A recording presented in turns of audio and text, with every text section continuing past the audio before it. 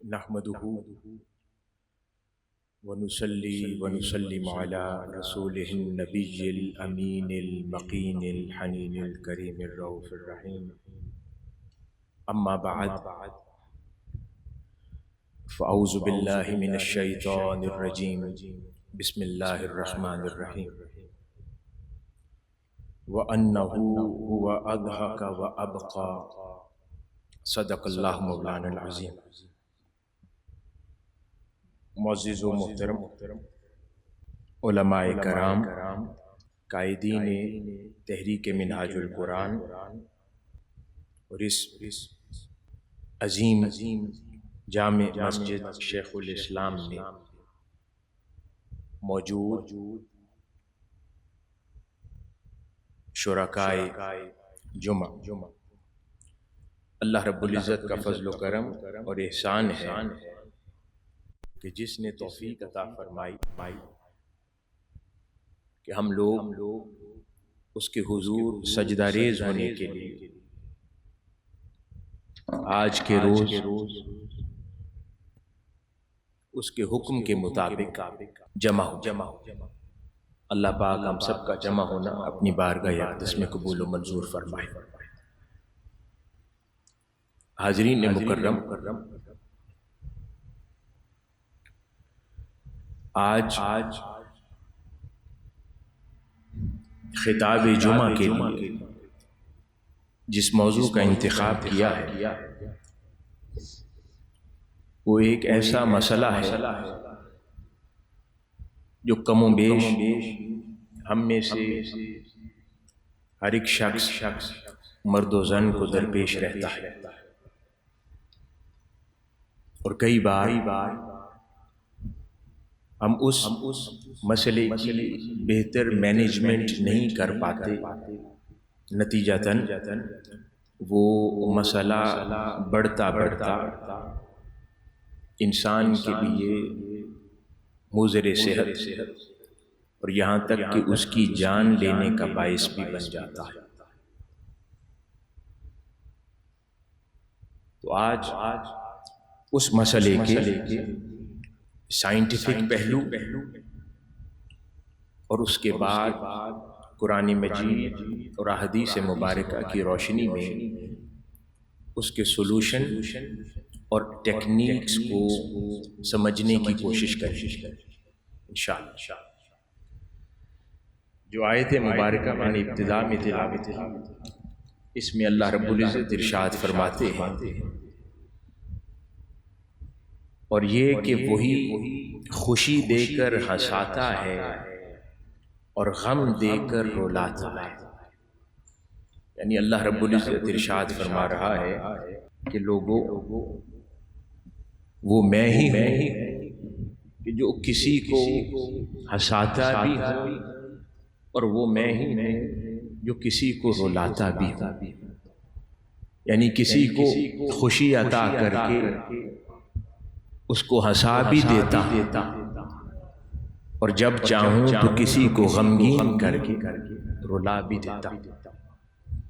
تو اللہ رب العزت نے ان دونوں کیفیات کا مالک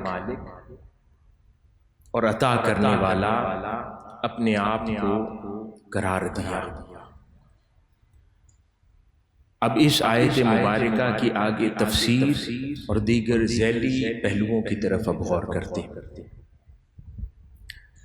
حاضرین مکرم، ہم جب روزمرہ زندگی میں اپنے آپ کو اور پھر اپنے گرد و نواح میں ہر کسی کو دیکھتے ہیں تو ایک لفظ عموماً ہماری زبانوں پر رہتا ہے، اسے سٹریس کہتے ہیں، ذہنی دباؤ. ہر ایک شخص کسی نہ کسی ذہنی دباؤ کا آج کے معاشرے میں شکار ہے. کسی کو بھی ہم الا ماشاءاللہ خالی نہیں دیکھتے ذہنی دباؤ سے، سٹریس. لیکن اس سٹریس کی مینجمنٹ، اس کی طرف ہم کئی بار غور نہیں کر پاتے اور صحیح معنوں میں سمجھ نہیں پاتے. سٹریس کن چیزوں سے پیدا ہوتا ہے؟ عموماً زندگی کے جو تقاضے ہیں ہم سے وہ کبھی کبھار جب پورا نہ کر پائیں تو اس کے نتیجے میں سٹریس پیدا ہوتا ہے، ذہنی دباؤ پیدا ہوتا ہے، اور وہ ذہنی دباؤ اگر اس کو بہتر انداز میں مینیج نہ کیا جائے تو وہ غصے میں، فرسٹریشن میں اور بعد ازاں ڈپریشن میں تبدیل ہو جاتا ہے۔ گھروں سے باہر مردوں کے ساتھ یہی معاملہ پیش آتا ہے، چاہے وہ ورک پلیس ہو، جاب ہو، فیملی لائف ہو، دوست احباب ہو، سوشل لائف ہو، یونیورسٹی ہو، طلباء طالبات جہاں پر زیر تعلیم ہے، ہزار طرح کے امور ہیں جس کے نتیجے میں انسان کہتا ہے کہ میں سٹریس کا شکار ہو گیا اور ذہنی دباؤ کا شکار ہو جاتا ہے، اور وہ پھر ذہنی دباؤ گریجولی بڑھتا چلا جاتا ہے۔ آفس لائف کے اندر پروفیشنل آرگنائزیشنل لائف ہے، 100 طرح کے مسائل اس کو درپیش ہوتے ہیں جس کے نتیجے میں وہ سٹریس کا شکار ہو جاتا ہے۔ بالخصوص پاکستان کے آج کل کے جیسے حالات ہیں، معاشی مشکلات ہیں، مہنگائی بے پناہ ہے، انکم کم ہے، ایکسپینسز زیادہ ہیں، انسان روز مرہ کی ضروریات کو میٹ نہیں کر سکتا، بچوں کی کئی بار فیس پوری طرح ادا نہیں کر سکتا، بچے اور گھر جاتا ہے، ادائیگیاں نہیں ہوئی ہوتی تو بیوی بچوں کے ساتھ الگ جھگڑا، تو گھر سے باہر پیسے کمانے میں ذہنی دباؤ کا شکار ہے، پھر گھر جا کر گھر والوں کو سمجھانے میں ذہنی دباؤ کا شکار ہے، تو ہزار طرح کے مسائل درپیش ہیں۔ نوجوان بچے بچیاں انہوں نے بھی اپنے لیے بہت سارے سٹریسز اڈاپٹ کر رکھے، سٹریسز ہیں بہت سارے ان کے لیے جن میں وہ مبتلا ہیں، تعلیمی سرگرمیاں ہیں، ایگزامز میں مارکس اچھے نہیں آئے، انٹرمیڈیٹ کے امتحانات دیے ہیں، اچھے مارکس نہیں آئے، بہتر یونیورسٹی میں داخلہ نہیں ہو پا رہا، یا اپنی خواہش کے مطابق یونیورسٹی میں نہیں جا پا رہے، والدین افورڈ نہیں کر پاتے، تو بچے ان کی مجبوری کو سمجھے بغیر خود ایک سٹریس کا شکار ہے، والدین ان کو سٹریس میں دیکھ کر خود ایک سٹریس کا شکار ہے،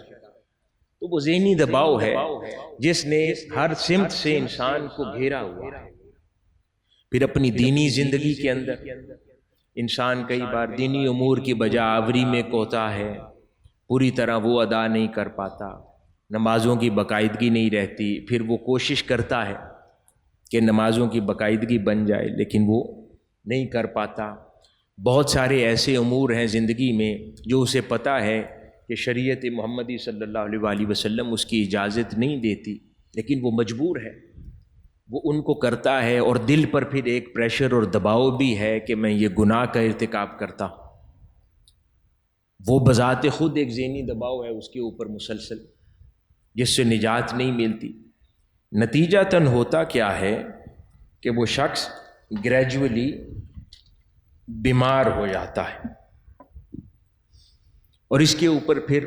بین الاقوامی جرائد میں جو انٹرنیشنل ریسرچ سینٹرز ہیں، سائنٹیفک سینٹرز ہیں، انہوں نے پھر اس سبجیکٹ کے اوپر سال ہا سال تحقیقات کی ہے، اور وہ اس نتیجے پہ پہنچے ہیں، جیسے کہ ایک بہت معروف ادارہ ہے، اس نے 68,000 افراد پر 8 سال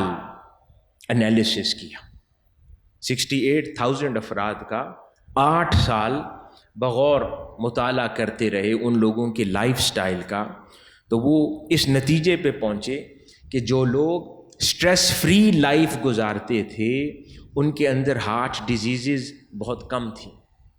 اور جن لوگوں نے سٹریس فل لائف گزاری اور کسی نہ کسی صورت سٹریسز کا شکار تھے، وہ کارڈیو ویسکولر ڈیزیزز جس کو ہم ہارٹ ڈیزیزز کہتے ہیں ان میں مبتلا ہوئے، اور وہی ان کی جان لینے کا سبب بھی امراض بن گئیں۔ اسی طرح پھر روزمرہ ہم زندگی میں دیکھتے ہیں، اکثر و بیشتر لوگ شکایت کرتے ہیں ڈائجسٹو سسٹم میرا ٹھیک نہیں ہے، معدے کی تکلیف ہے، پیٹ کی امراض میں مبتلا ہے، تو اس پر بھی سائنٹیفک تحقیق ہے کہ majority of the times in امراض کا سبب بھی ڈیلی لائف سٹریسز ہے، یہ جو ذہنی دباؤ جس کا ہم عموماً شکار رہتے ہیں، اس کا ایک اثر پیٹ کی امراض پر بھی ہوتا ہے کہ جس کی وجہ سے اس میں انسان مبتلا ہو جاتا ہے۔ تیسری تحقیق میں سے ایک اور پہلو جو سامنے آیا وہ ہے کہ جو لوگ سٹریسفل لائف گزارتے ہیں ان پر ان لوگوں کے مقابلے جو لوگ سٹریسفل لائف نہیں گزارتے ان لوگوں کے مقابلے کم و بیش ان کے جسم پر، ان کے چہروں پر 10 سال عمر کا زیادہ اضافہ تیزی سے ہو جاتا ہے۔ یعنی کہ 2 لوگ ہیں 40 سال کے، جس نے سٹریسفل لائف نہیں گزاری اور جس نے سٹریسفل لائف گزاری ہے وہ 50 کا لگے گا، اور جس نے نہیں گزاری وہ 40 سال کا لگے گا۔ اس کا تعلق سفید بالوں سے نہیں ہے، اس کا تعلق چہرے کی حشاشیت، حشاش بشاش چہرے کا ہونا، چمکدار ہونا، فریشنس ہونا چہرے پر، اور ایک ہے کہ چہرے پر جھریاں اور سلوٹیں آ جانا، وہ سٹریسز کا نتیجہ ہے۔ تو اس لیے کئی بار ہم اللہ والوں کو دیکھتے ہیں، حضور شیخ الاسلام کے چہرے کو دیکھتے ہیں تو وہ عمر بڑھتے آثار چہرے پر نظر نہیں آتے، تو وہ ہر اگلے سال عمر بڑھنے کے ساتھ ساتھ وہ اور چمکدار اور نورانی اور حسین ہوتا چلا جاتا ہے۔ اس کا یہ مطلب نہیں ہے کہ لائف میں سٹریس نہیں ہے۔ میں آگے اب اس کے سلوشن کی طرف آؤں گا کہ ہمارے چہرے ایسے کیوں ہو جاتے ہیں اور ان کا چہرہ ایسا ہر اگلے سال بڑھتا کیوں جا رہا ہے، تو وجہ کیا ہے؟ حالانکہ جتنی محنت والی زندگی انہوں نے گزاری ہے، جتنی انتظامی آرگنائزیشنل سٹریسز کے اندر وہ رہے ہیں، تو اس کے باوجود اس کے اثرات چہرے پر اور جسم پر نمایاں کیوں نہیں ہے؟ اس سلوشن کی طرف آگے چل کر آئیں گے۔ اسی طرح حاضرین مکرم، امیون سسٹم بھی سٹریس کے نتیجے میں کمزور ہو جاتا ہے انسان کا، جس کی وجہ سے پھر ہر طرح کا مرض، وائرسز سب سے پہلے اس کو گھیر لیتے ہیں۔ اس لیے وہ کئی بار جب کرونا وائرس آیا تھا نا تو کچھ لوگ مزاح سے کہتے تھے شہر میں یہ بیماری شاید میرے لیے آئی ہے کہ سب سے پہلے مجھے آ گھیرا ہے، کیونکہ امیون سسٹم ویک ہے، تو اس کی وجہ سے جو بھی مرض شہر میں داخل ہو سب سے پہلے وہ اس کو تلاش کر لیتی ہے۔ تو یہ بھی سٹریس کا نتیجہ ہے جس کی وجہ سے یہ مسائل ہوتے ہیں۔ اب اس سٹریس کا ریلیشن شپس پر بھی بڑا گہرا اثر ہوتا ہے، میاں بیوی کے درمیان، پیرنٹس اور بچوں کے درمیان، دوستوں کے درمیان، ورک پلیس پر۔ اگر آپ سٹریسفل رہتے ہیں تو آپ کے بیہیویئر میں تبدیلی آ جاتی۔ مثال کے طور پر آپ امیجن کریں نا کہ آپ اپنے دوست کو امیجن کر لیں جو ہر وقت سٹریس میں رہتا ہے، جس کے نتیجے میں جب آپ اس سے بات کریں گے وہ جھنجھلاہٹ کے ساتھ جواب دے گا، وہ کبھی غصے کے ساتھ جواب دے گا، کبھی ایگریسو رسپونڈ کرے گا، آپ کی بات کو جلدی سمجھے گا نہیں، بہت جلدی لڑنا شروع کر دے گا آپ کے ساتھ۔ تو نتیجتاً کیا ہوتا ہے؟ کیونکہ دوستی ہے تو کچھ عرصہ تو انسان نبھاتا رہتا ہے، پھر آہستہ آہستہ ملنا جلنا کم کر دیتا ہے۔ وہ کہتا ہے کہ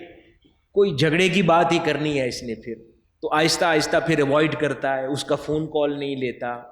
پھر وہ اس سے ملنا جلنا ایوائڈ کرنا شروع کرتا ہے۔ کیوں؟ کیونکہ کہتا ہے جھگڑالو آدمی ہے، جب بیٹھیں گے کوئی نہ کوئی جھگڑے کی بات کرے گا۔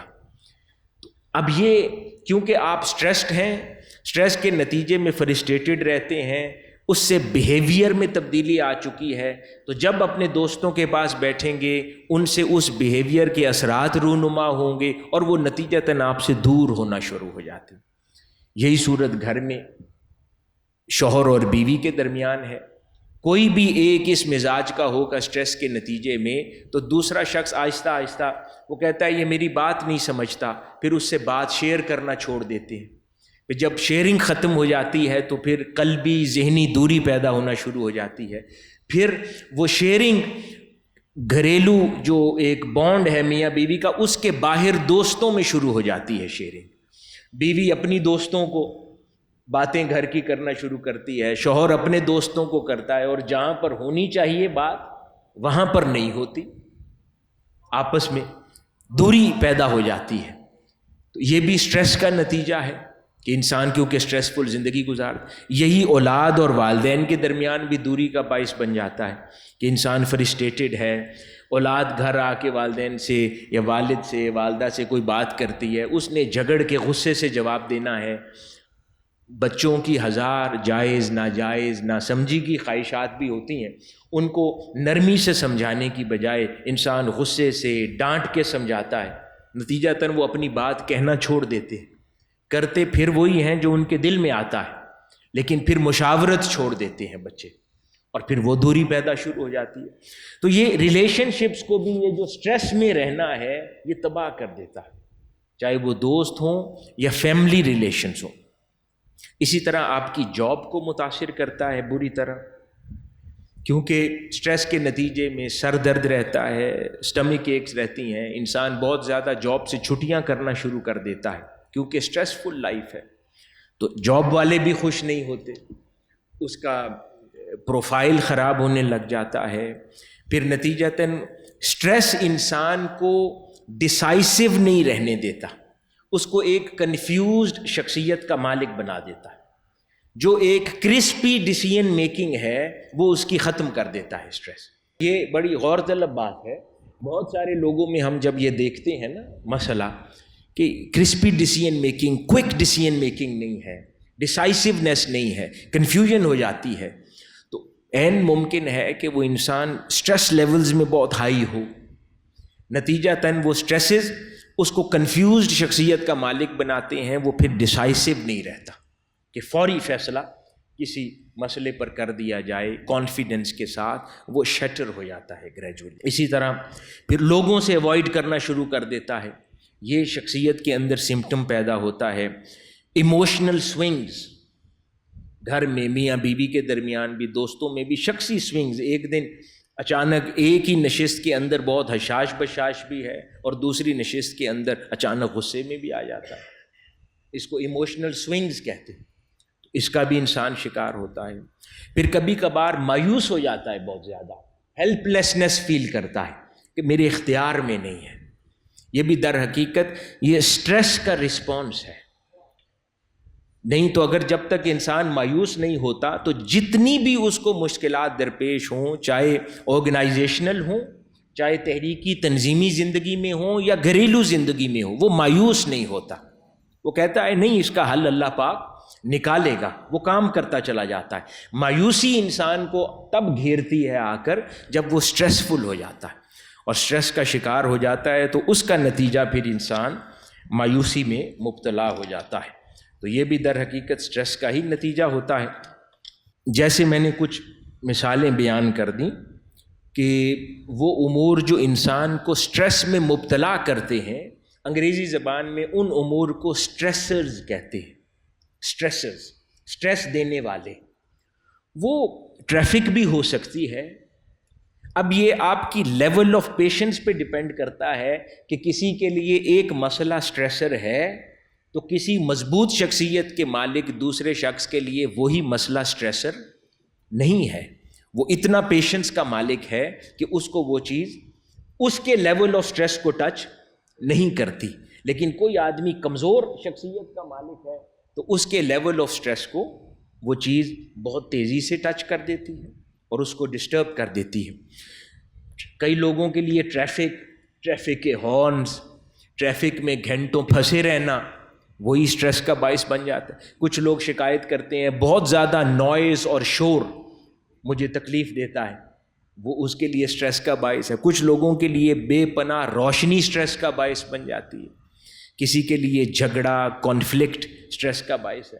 اس کے نتیجے میں پھر انسان کی نیند بھی متاثر ہو جاتی ہے، انسومنیا کا شکار ہو جاتا ہے انسان، پھر نیند ڈسٹرب رہنے لگ جاتی ہے اس کی، اور پھر وہ اگلا پورا دن اس کا وہ ڈسٹربنس میں ہی گزرتا ہے،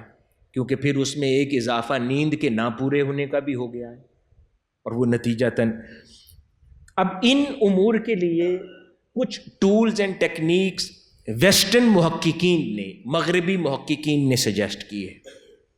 میں کچھ پہلے وہ سناتا ہوں اور اس کے بعد پھر اللہ اور اس کے رسول نے ہمیں کیا سکھایا ہے صلی اللہ علیہ وسلم، اس کی بات کریں گے۔ اب جو ویسٹرن مغربی محققین ہیں جو ان سٹریسز کو اور سٹریسز کو ڈیل کرنے کے لیے جو کچھ طریقہ کار بتاتے ہیں، ٹیکنیکس، ان میں سے ایک ہے ڈیپ بریدنگ، یعنی سانس لینے کی ایکسرسائز ہے، وہ سجیسٹ کرتے ہیں۔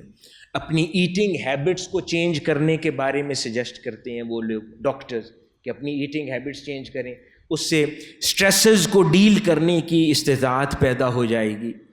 پھر اپنی نیند کو پورا کرنے کا کہتے ہیں، اور اپنی زندگی میں کام کے علاوہ کوئی نہ کوئی ہابی لازماً رکھنے کی سجیشن دیتے ہیں،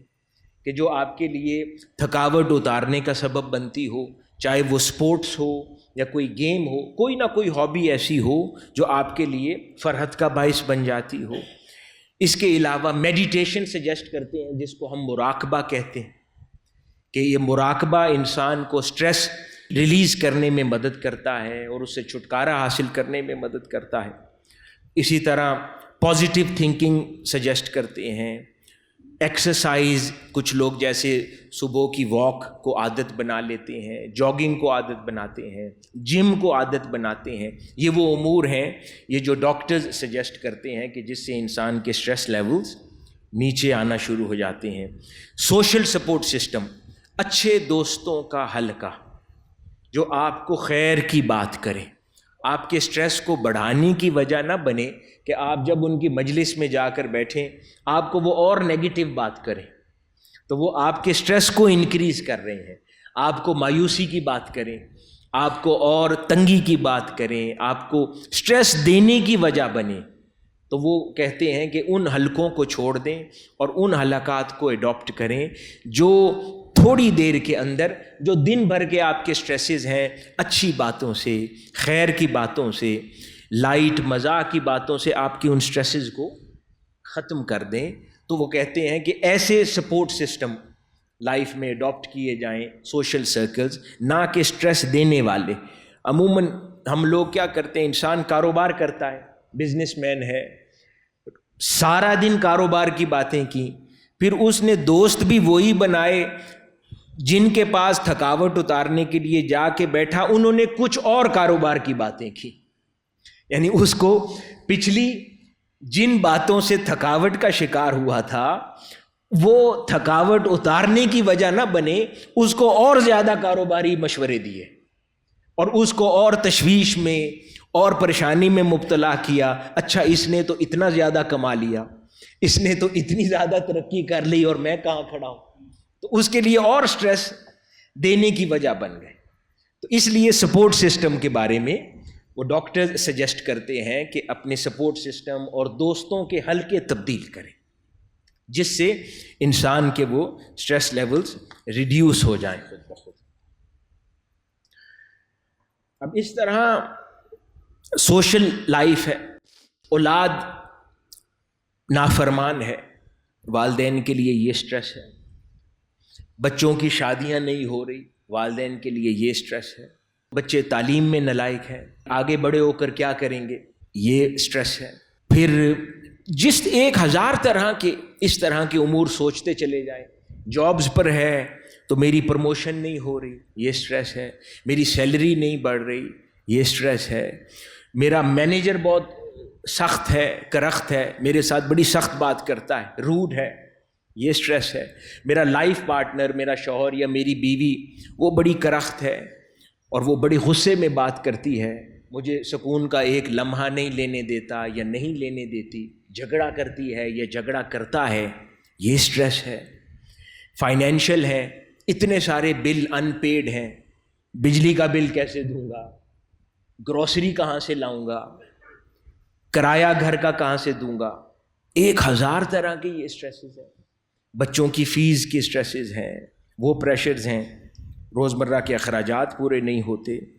کسی قریبی کی ڈیتھ ہو جاتی ہے وہ غمگین ہو جاتا ہے تو یہ سٹریس ہے،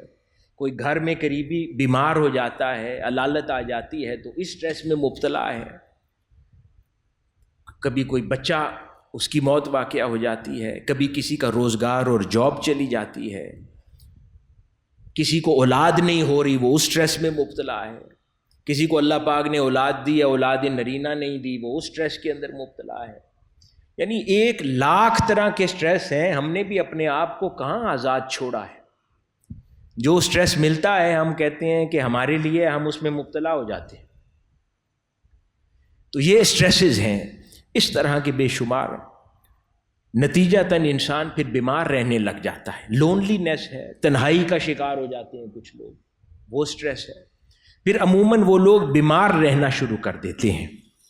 اور بیمار رہنے کے نتیجے میں پھر لائف شارٹ ہو جاتی ہے، عمریں لوگوں کی کم ہونا شروع ہو جاتی ہیں، اور پھر ارد گرد بھی لوگوں کے لیے جس مقصد کے لیے دنیا میں آئے ہیں کسی کے لیے کوئی فائدے کا باعث نہیں رہتے۔ کیوں؟ کیونکہ اپنے آپ کو بہتر انداز میں مینیج نہیں کیا، اپنے سٹریس کو لائف میں بہتر انداز میں مینیج نہیں کیا، تو اپنے ساتھ جڑے ہوئے جتنے لوگ تھے ان سب کو متاثر کیا، ان کا بھی نقصان کیا۔ بچے تھے تو ان کا بچپن تباہ کیا، دوست تھے تو دوستی تباہ کی، آرگنائزیشن میں تھے تو اپنی تنظیم کو، آرگنائزیشن کو، اس ماحول کو خراب کیا۔ کیوں؟ صرف ایک اپنے سٹریس کو مینیج نہیں کیا، اور اس کے نتیجے میں یہ مشکلات بڑھتی چلی گئی انسان کی۔ پھر جابس کے اوپر right man for the right job نہیں ہے، میری صلاحیت کچھ اور ہے، کام کوئی اور سونپ رکھا ہے، ایک احساس دل میں اور ذہن میں مسلسل رہتا ہے مجھے تو کچھ اور کرنا چاہیے تھا، اب جو اللہ پاک نے دیا ہے اس سے راضی نہیں ہے، اطمینان نہیں ہے، مجھے تو کہیں اور ہونا چاہیے تھا،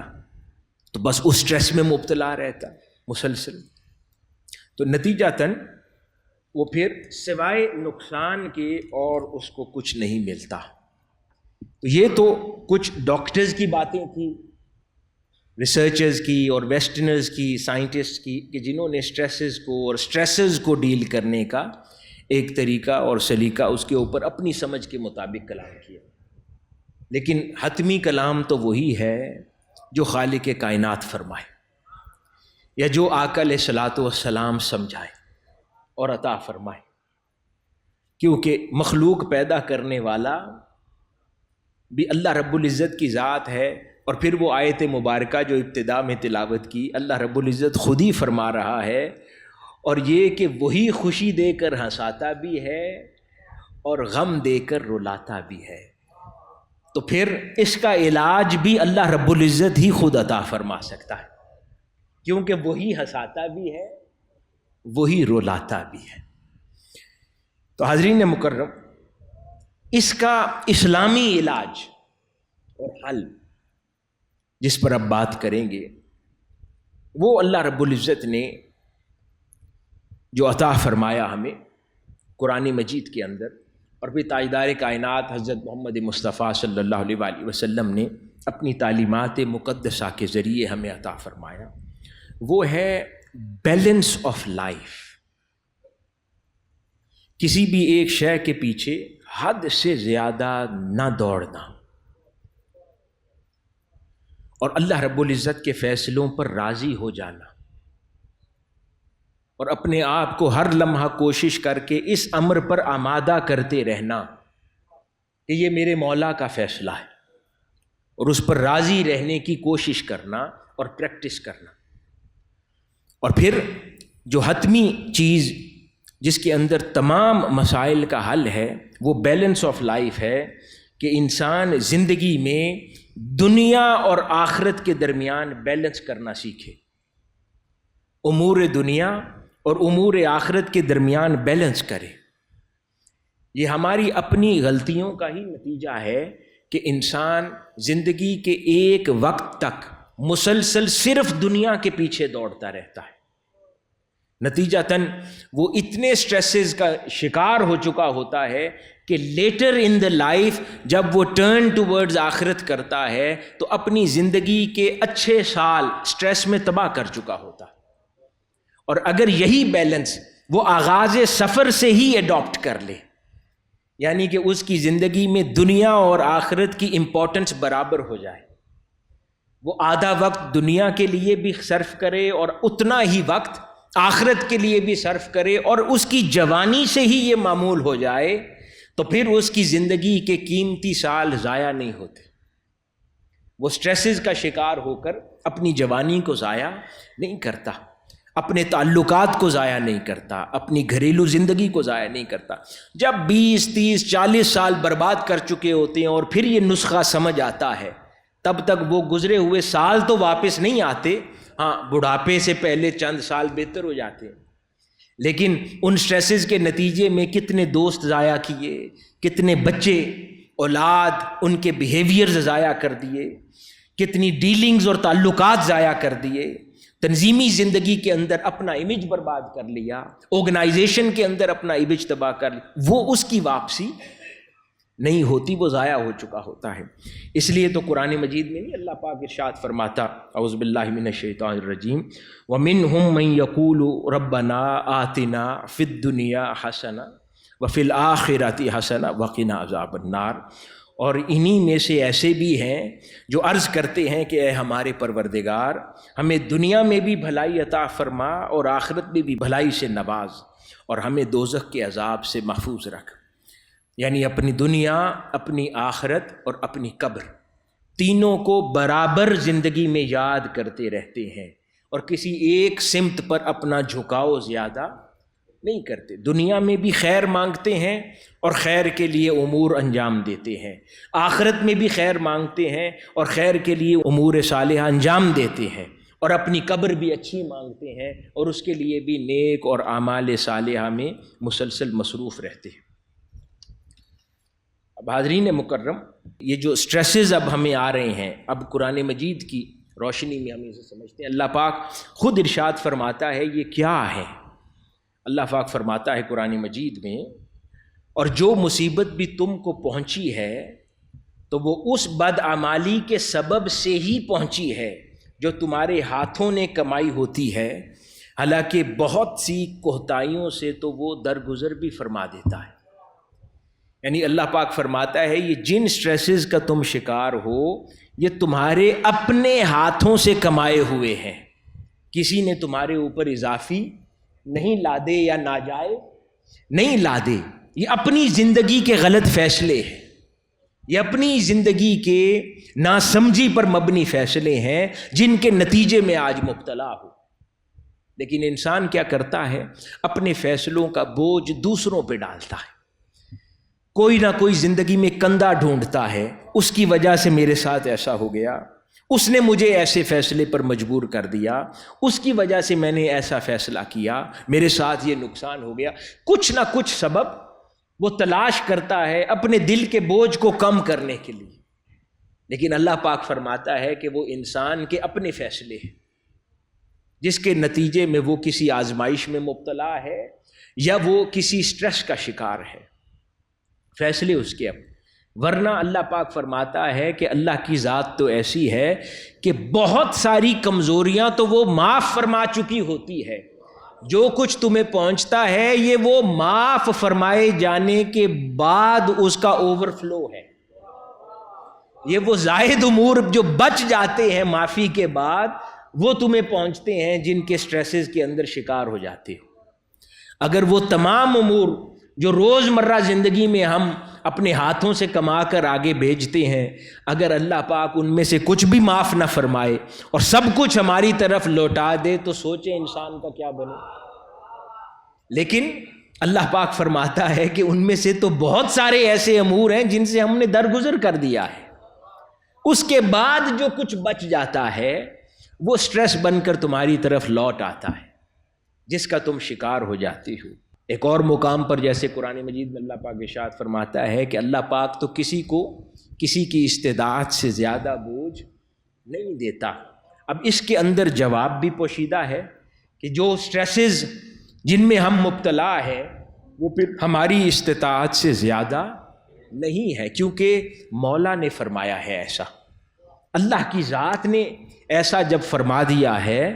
تو ہم اس کو ڈیل کرنے میں صحیح اسٹریٹجی اور حکمت اڈاپٹ نہیں کر رہے، نہیں تو یہ ایسا ممکن نہیں ہو سکتا کہ اللہ پاک تو فرمائے کہ انسان کی استطاعت سے زیادہ اس پر بوجھ نہیں ڈالا جاتا اور کوئی شے اس کی استطاعت سے زیادہ دے دی جائے۔ یہ ہے کہ شاید وہ اپنی استطاعت اور کیپیسٹی کو پوری طرح ایکسپلور نہیں کر پا رہا، پوری طرح اس کو اینالائز نہیں کیا یا پراپرلی اپنی اسٹریٹجی کو اور اپنی استطاعت کو پوری طرح بروئے کار نہیں لایا، نہیں تو اللہ پاک فرماتا ہے کہ کسی کو بھی اس کی استطاعت سے زیادہ اللہ پاک بوجھ نہیں ڈالتا۔ اب حاضرین گرامی، اب اسلام جب اسٹریس مینجمنٹ کا سلیقہ اور طریقہ سکھاتا ہے تو وہ دونوں پہلوؤں پر بیک وقت کلام کرتا ہے۔ جب ڈاکٹرز یا ویسٹرن سائنٹسٹ یا اسکالرز یا انٹلیکچوئلز بات کرتے ہیں تو وہ پریزنٹ سرکمسٹانسز کے اندر مبتلا ہیں تو سلوشن کی بات کرتے ہیں، جبکہ اللہ پاک دونوں پہلوؤں پر بیک وقت کلام فرماتا ہے، کیونکہ یہ ایسا نظام حیات ہے جو اللہ پاک نے ہمیں اسلام کی صورت میں عطا کیا ہے کہ جس کے اندر مسئلہ درپیش آنے سے پہلے علاج موجود ہے۔ اللہ پاک فرماتا ہے کہ بتائے ہوئے رستے پر پہلے دن سے عمل کر لو تو وہ مسئلہ ہی پیش نہیں آئے گا، جبکہ دنیا جو ہے یا دنیا کا جو اسکالر ہے وہ مسئلہ جب رونما ہو چکا ہوتا ہے تب اس کی نگاہ میں آتا ہے، کیونکہ اللہ اور اس کے رسول صلی اللہ علیہ وآلہ وسلم پہلے جانتے ہیں، اس لیے وہ مسئلہ پیش آنے سے پہلے سکھاتے ہیں کہ یہ کام نہ کرنا، نہیں تو ان مسائل کا شکار ہو جاؤ گے۔ مثال کے طور پر اب جیسے ایک سٹریسر ہم نے ڈسکس کیا، میاں بیوی کی زندگی ہے، اس کے اندر بہت سارے مسائل ہوتے ہیں اور بیشتر سٹریسز کے اندر وہ میرڈ لائف شکار بن جاتی ہے۔ یہی وجہ ہے کہ سوشل میڈیا پہ آج تک 60% میمز کا بنیادی موضوع جو مزاح کا ہے وہ میاں بیوی کے ریلیشنز ہوتے ہیں عموماً۔ کیونکہ یہ ایک میجر مسئلہ ہے۔ اب آقا علیہ الصلوۃ والسلام نے پہلے تعلیمات عطا فرما دیں کہ جب تم شادی کے لیے اپنے زوج کا انتخاب کرو تو کیا دیکھو۔ اب کیونکہ ہم جب نہیں مانتے تو وہ سٹریس نے تو آنا ہے، تو پہلے تعلیم دی کہ سیرت دیکھو، صورت نہ دیکھو۔ ہم جدھر شادی کر رہے ہیں اس کی مالی پوزیشن دیکھتے ہیں، بیٹی والے ہیں تو بیٹا جاب کتنی اچھی کرتا ہے، کماتا کیا ہے، کیونکہ ہم سمجھتے ہیں کہ شاید بہتر وسائل ہی صرف ہماری بیٹی کو سٹریس سے دور رکھ سکتے ہیں۔ مالی کیفیت نے تو بدل جانا ہے، لیکن اگر وہ سیرت کا خراب ہوا تو جتنے مرضی پیسے بھی آ جائیں تو وہ زندگی اس کی تباہ ہو جائے گی۔ اگر کوئی مرد ہے وہ زوج ڈھونڈ رہا ہے، خاتون کر رہا ہے تلاش یا رشتے کے لیے جاتا ہے، وہ خوبصورتی دیکھتا ہے، سیرت نہیں دیکھتا، تو خوبصورتی نے تو ایک دن ڈھل جانا ہے، لیکن سیرت نے اسے بھی فائدہ دینا ہے، اس کی اولاد کو بھی فائدہ دینا ہے، لیکن ہم اس کی پرواہ نہیں کرتے، کیونکہ اللہ اور اس کے رسول کے احکام سے نظر اندازی کرتے ہیں تو پھر سٹریس نے تو آنا ہے۔ یہ پہلے ہمیں بتایا گیا ہے کیا کرو۔ پھر والدین کے لیے ہے، ہم دیکھتے ہیں بچہ سرکاری ملازم ہے، اچھی پوزیشن پر ہے، آگے اب رشوت لیتا ہے یا نہیں لیتا وہ ہمارا سبجیکٹ نہیں ہے، اس رشوت کے نتیجے میں جب اس کا خاندان برباد ہوگا وہ منظر نہیں دیکھ رہے، جو بیماریاں گھر میں آئیں گی، اور پھر ہماری یہی بیٹی بھی پریشان ہوگی اپنے بیمار بچوں کو دیکھ کر، اس کی طرف نگاہ نہیں کرتے، اس کی جوانی کے چند سال مالی حوالے سے اچھے گزر جائیں گے، اس کی طرف نگاہ ہے، تو اس کے انتخاب میں ہم نے محنت نہیں کی۔ پھر سٹریسر ایک اور نافرمان اولاد ہے، جب اولاد کو بچپن میں فرما برداری سکھائی نہ ہو، ان کی تربیت ہی نہ کی گئی ہو، بچپن سے ان کو نماز کی عادت ہی نہ ڈالی گئی ہو، بڑوں سے کیسے بات کرنا ہے وہ ہی نہ سکھایا گیا ہو، اپنے ساتھ بچپن میں مسجد میں نہ لایا ہو، محافل میں نہ بٹھایا ہو، آقا علیہ الصلوۃ والسلام کی غلامی میں نہ داخل کیا ہو، تو اس نے سٹریس ہی دینا ہے، اور بڑے ہو کر کیا کرنا ہے۔ تو بعد میں اگر جب اپنی ہی تربیت کی کوتاہی کی وجہ سے اولاد نافرمان ہو جائے گی یا دین پر نہیں چلے گی، اس کے بعد جب اس اولاد کو بڑے ہو کر تباہ ہوتا دیکھیں گے، اس کے نتیجے میں جو سٹریس آئے گا، اس سٹریس کا ڈاکٹر کیا علاج کرے؟ نہیں کر سکتا۔ سوائے اس کے کہ آپ کو نیند کی گولیاں دے گا کہ تاکہ بھئی اب جو کچھ منظر ہے نہ دیکھا کرو، سو جایا کرو، اب جو ہونا ہے وہ تو ہونا ہے، اپنی آنکھیں بند کر لو۔ اس کے پاس یہی علاج ہے کہ وہ دوائی دے دے، لیکن اب جو گزر گیا اس نے واپس نہیں آنا۔ تو اسلام کہتا ہے کہ وہ امور جن سے سٹریس پیدا ہونا ہے اس کے بارے میں پہلے خیال کر لو۔ پھر آقا علیہ الصلوۃ والسلام نے تعلیمات عطا فرمائی، میانہ روی کا درس دیا، اپنے اخراجات کو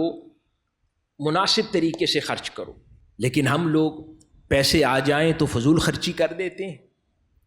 پیسے نہ آئیں تو پھر شکوہ شکایت اور تکلیف میں مبتلا ہو جاتے ہیں۔ تو ہم نے جب فائنینشیل مینجمنٹ نہیں صحیح کرتے تو اس کے نتیجے میں کسی بھی سٹیج پر جب فائنینشیل سٹریس آ جائے گا تو پھر انسان کہتا ہے کہ میں اب تکلیف میں ہوں، لیکن اس وقت اللہ اور اس کے رسول نے جو اسے تعلیم دی وہ نہیں سمجھا۔ جب تعلیمی زندگی کے اندر تھا، اسٹوڈنٹ تھا، وہ محنت کرنے کے سال تھے، نوجوانوں سے بات کر رہا ہوں، اس وقت تو پڑھائی نہیں کی۔ پھر جب تھوڑے مارکس کے ساتھ ڈگریز کر لیں اور ایک درمیانہ سا کیریئر بن گیا،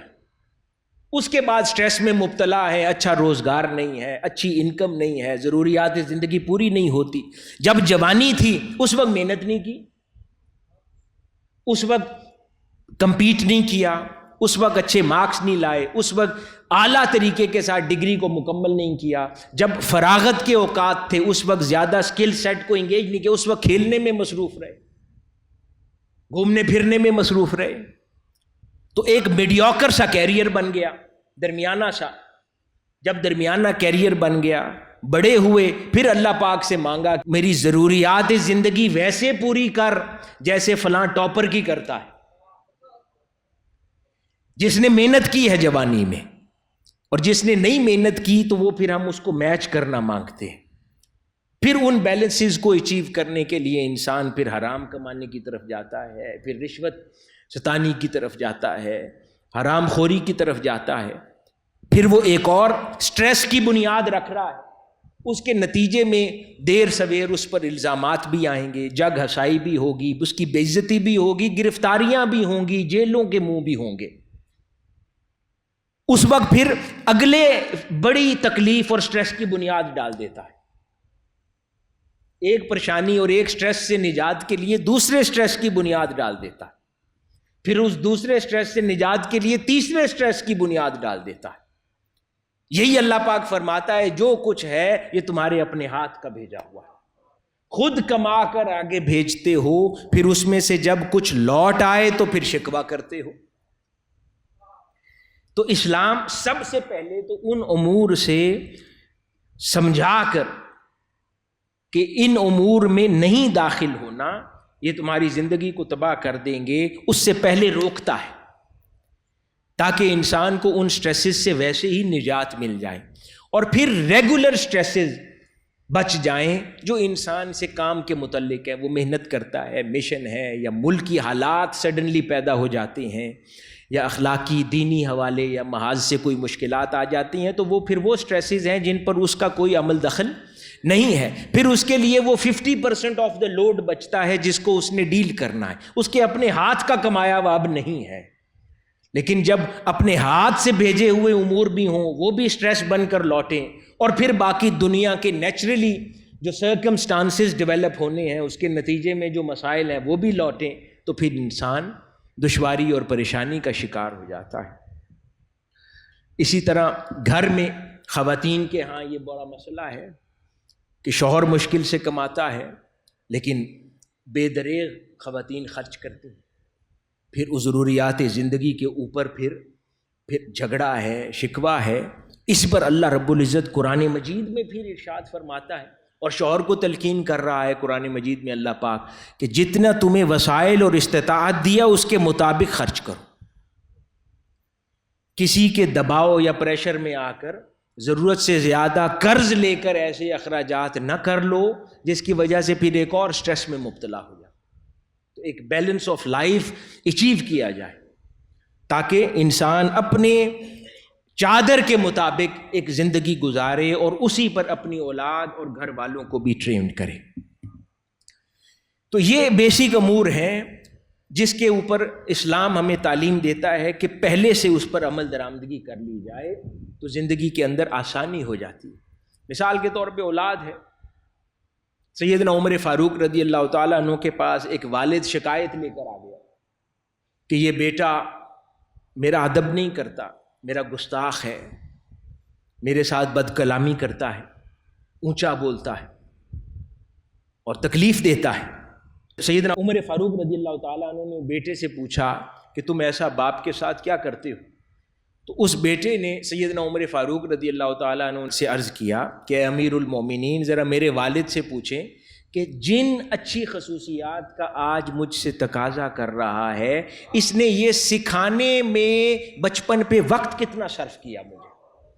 آج مجھ سے جو مانگتا ہے کیا اس نے بچپن میں مجھے دیا، یہ سکھایا مجھے؟ سیدنا عمر فاروق نے اس کے والد کی طرف چہرہ کر لیا اور پوچھا کہ بتاؤ کہ یہ جو تم اس سے کہتے ہو کہ شستہ کلامی کرے، تم نے سکھایا بچپن میں شستہ کلام کرنا؟ اس نے کہا نہیں۔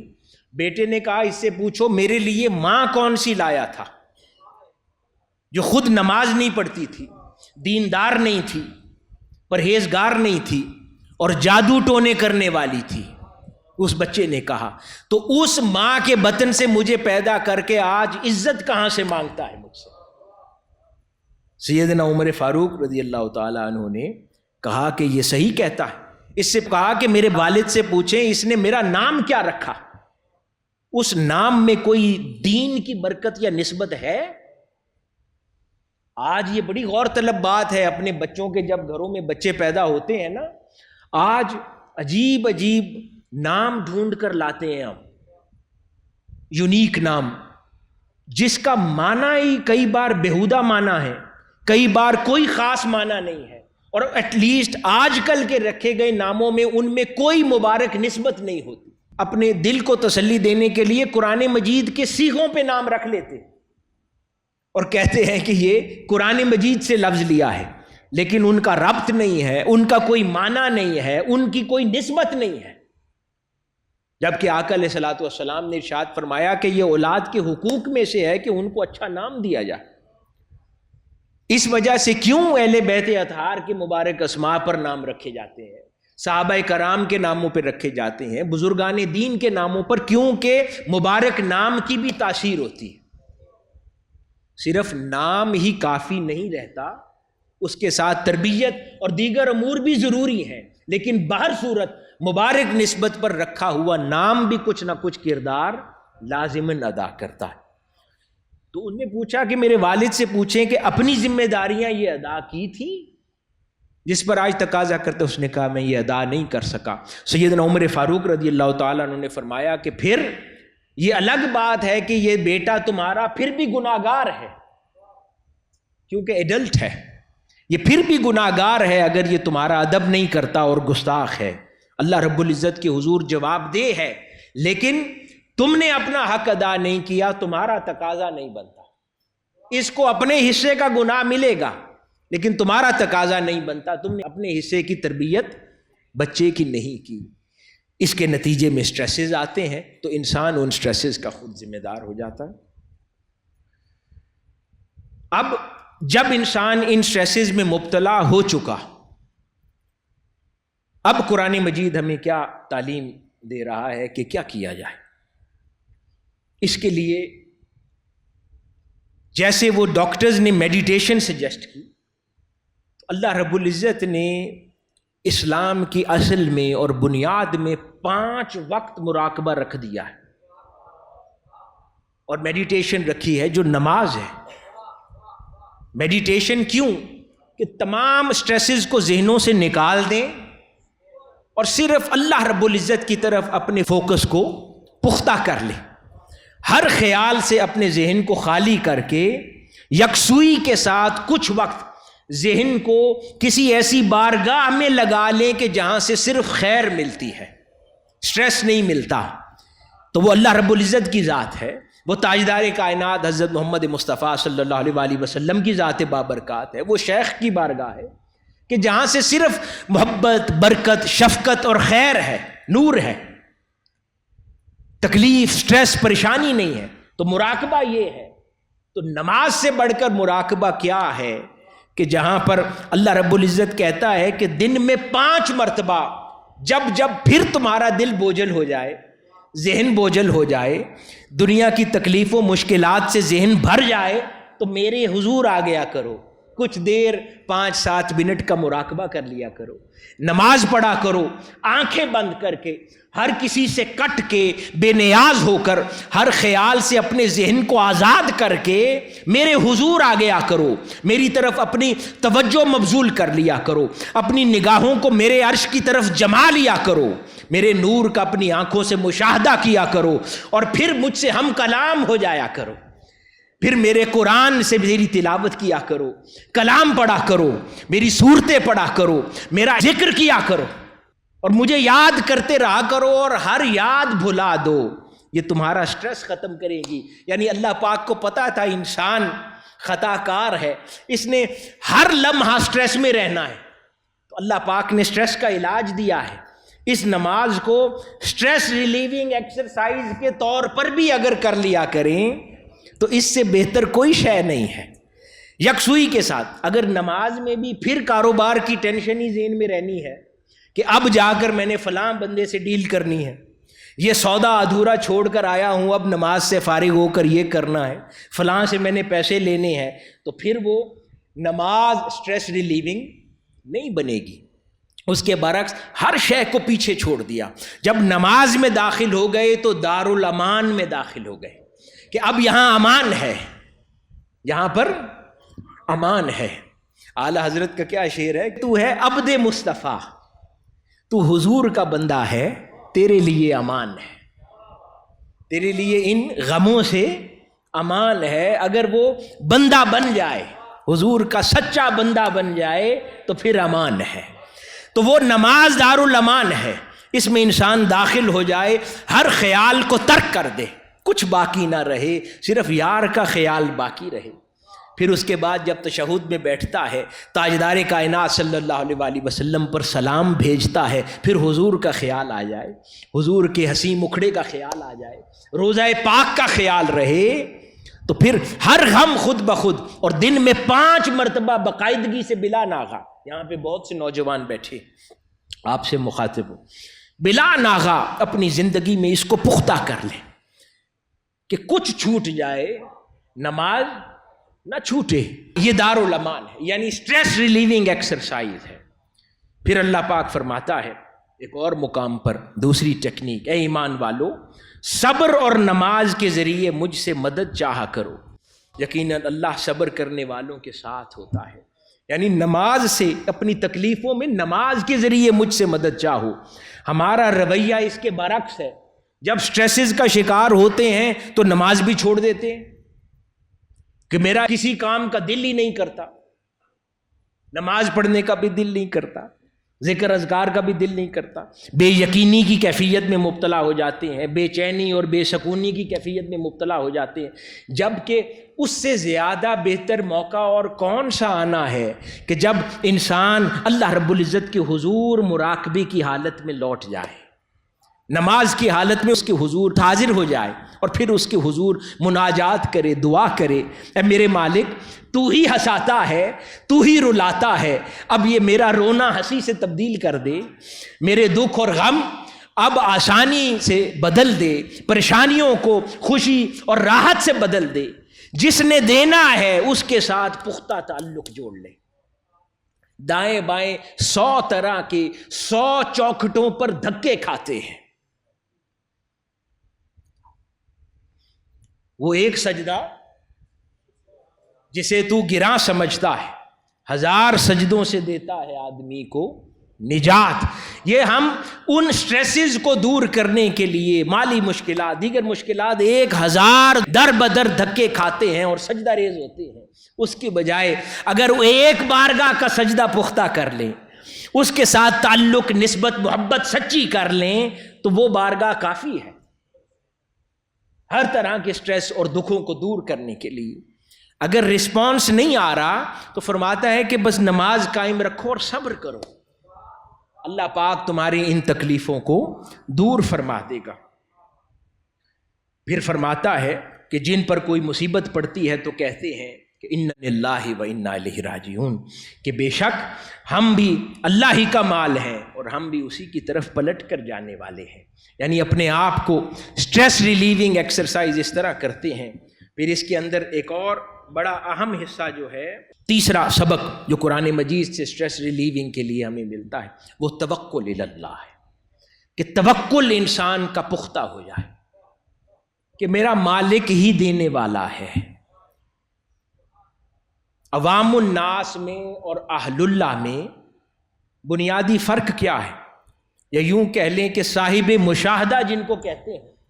ہم لفظ استعمال کرتے ہیں نا، فلاں شخص صاحب مشاہدہ ہے، مشاہدہ والا ہے۔ ایک ہوتا ہے صاحب مجاہدہ، محنت کرتا ہے، مجاہدہ کرتا ہے، اور ایک کہتے ہیں کہ صاحب مجاہدہ کے بعد اب وہ صاحب مشاہدہ ہو گیا ہے۔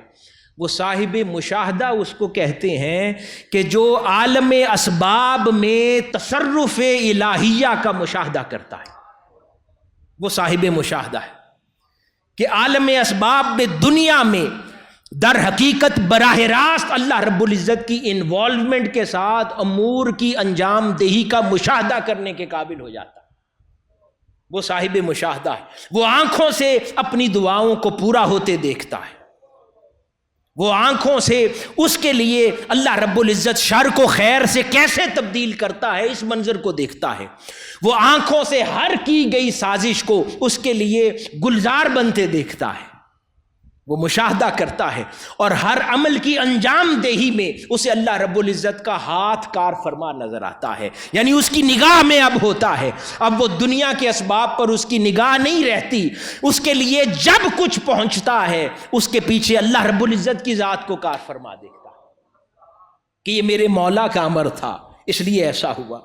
یہ میرے مولا نے میرے لیے مقرر کیا ہے اس لیے مجھے پہنچا ہے، یہ خیر میرے مولا کا فیصلہ ہے، یہ میرے مولا کی مدد ہے میرے لیے جو اتری ہے۔ ہر عمل ہر لمحے میں اپنی صلاحیت نہیں دیکھتا۔ اس کا یہ مطلب نہیں آپ کسی کا شکریہ ادا کرنا چھوڑ دیں، وہ بھی کمزوری ہے، لیکن ہر عمل میں یعنی اللہ رب العزت نے اسے توفیق دی کہ اس نے میری مدد کر دی، تو ہر عمل کے پیچھے پھر اپنے خالق اور مالک کو کار فرما دیکھتا ہے، تو وہ پھر مشاہدہ کرتا۔ اس لیے توکل اللہ کی ذات پر انسان جتنا مضبوط کرتا چلا جاتا ہے تو اللہ پاک اس کو اس کی پریشانیوں سے نجات عطا فرما دیتا ہے۔ اسی وجہ سے جتنے بھی اہل اللہ بزرگان دین ان کی زندگیوں میں جب ہم دیکھتے ہیں، ان کی زندگیوں سے تکلیفیں دور نہیں ہو جاتی۔ دنیا میں انسان پیدا ہوا ہے، اس کے حصے کی تکلیفیں تو آنی ہیں، لیکن ان تکلیفوں کا رنج اور غم، خوف اور غم دل کو نہیں گھیرتا، وہ دل بے نیاز رہتا ہے، دل اللہ رب العزت کے حضور گم رہتا ہے، وہ دنیا کے امور کو ڈیل کرتے چلے جاتے ہیں لیکن ان کے چہروں پر پھر فرحت رہتی ہے۔ وہ حضور شیخ الاسلام کی طرح کے چہرے ہوتے ہیں، چمکدار رہتے ہیں، کائنات کی جتنی تکالیف پریشانیاں بھی ٹوٹ جائیں، وہ کیونکہ توکل اتنا پختہ ہے، اللہ کے ساتھ نسبت اتنی پختہ ہے کہ وہ دکھ دل کو نہیں چھوتے، وہ ڈیل کرنے کے لیے ہوتے ہیں، ان کو ڈیل کر لیا جاتا ہے لیکن دل کو نہیں چھو پاتے، وہ بے نیاز رہتے ہیں اور مضبوط رہتے ہیں۔ تو یہ اللہ رب العزت اس راستے کی طرف ہمیں ہدایت فرما رہا ہے کہ غم آنے ہیں لیکن اپنے دلوں کو اس کے حضور مضبوط کر لو، اپنے دلوں کو پختہ کر لو، توکل کا درس پکا لو، پختہ کر لو، اپنے آپ کو اللہ رب العزت کے ساتھ اس طرح جوڑ لو کہ پھر جب بھی کوئی تکلیف پہنچے اس کے حضور حاضر ہو جائیں۔ امام حسین رضی اللہ تعالیٰ عنہ کی بہت ساری خصوصیات میں سے آپ کے بارے میں جو ذکر میں آتا ہے، ایک خاص خصوصیت یہ بھی تھی کہ کوئی چھوٹی سے چھوٹی خبر بھی تکلیف کی پہنچتی تو اسی وقت پھر مصلی پر نماز کے لیے آپ تشریف لے جاتے۔ کثرت نماز یعنی قرآن مجید کا اس حکم کو کاملاً اپنی زندگی کا لباس آپ نے بنا رکھا تھا، صبر اور نماز، اس لیے کہ شہادت کے وقت بھی اللہ کے حضور سجدہ ریز ہیں، اور پھر اس سے پہلے کا پورا سفر صبر والا ہے. تو صبر اور نماز یعنی اللہ سے مانگو، اس سے جڑ جاؤ اور صبر کیا کرو. اللہ رب العزت ان دو طریقوں کے ساتھ تکلیفوں کو دور فرما دے گا. اور آخری بات، قرآن مجید کے بہت سارے مقامات ہیں، اس موضوع پر بعد ازاں کسی وقت اور بھی تفصیلاً بات کریں گے. آخری بات، قرآن مجید کے اندر بہت سارے مقامات ہیں. عموماً ہم نے ایک آیت مبارکہ تو ہم نے سن رکھی ہے نا، الا ان اولیاء اللہ لا خوف علیہم ولا هم یحزنون، کہ اولیاء اللہ وہ ہیں کہ جنہیں نہ کوئی خوف ہے نہ وہ غمگین ہوتے ہیں. لیکن اللہ رب العزت نے کئی اور مقامات پر قرآن مجید میں اسی طرح کے الفاظ ارشاد فرمائے ہیں اور مختلف صورتوں میں ارشاد فرمائے ہیں کہ اللہ رب العزت